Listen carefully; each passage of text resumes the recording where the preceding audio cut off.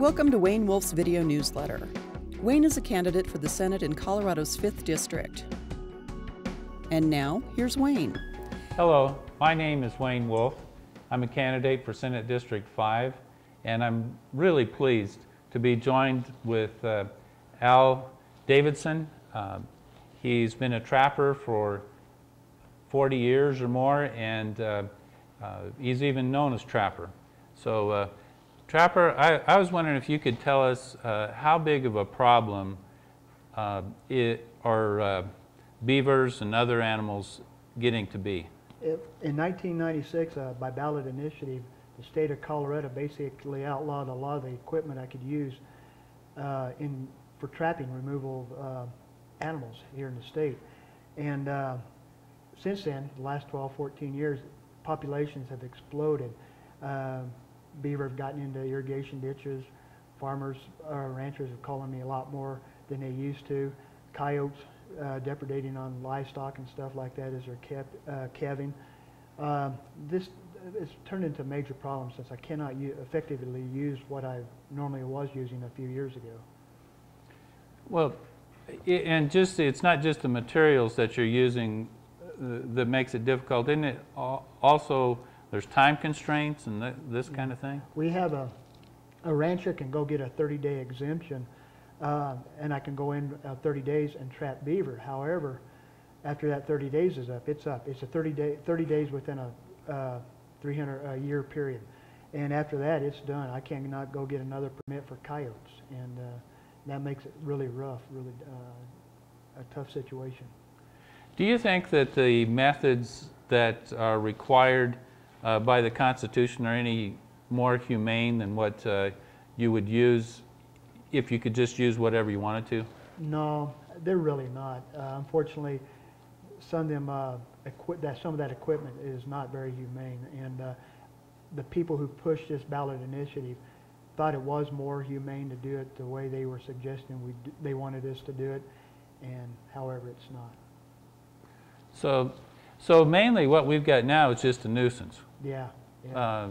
For people, and actually worse than that, it's in the case of a culvert being plugged up with a road, then that's a public safety issue. That's even more of a problem.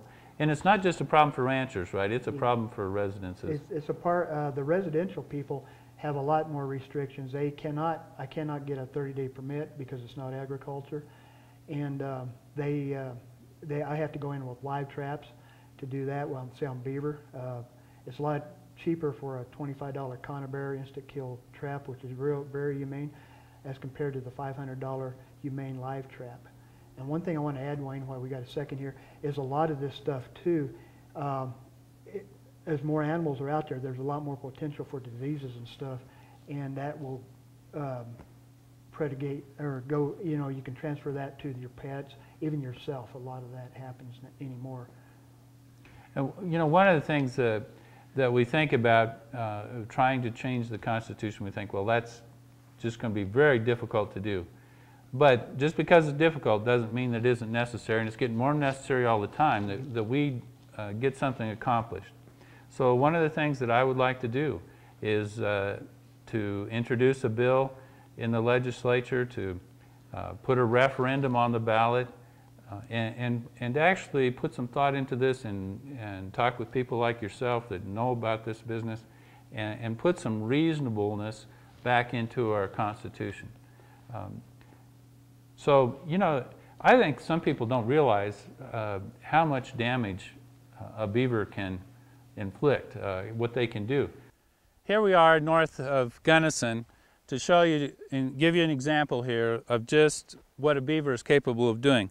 Notice this cottonwood here. It's maybe 10 inches in diameter. The one behind me is probably that big also. Within 100 yards, there are 20 cottonwoods that are cut down by beavers, some larger, some smaller.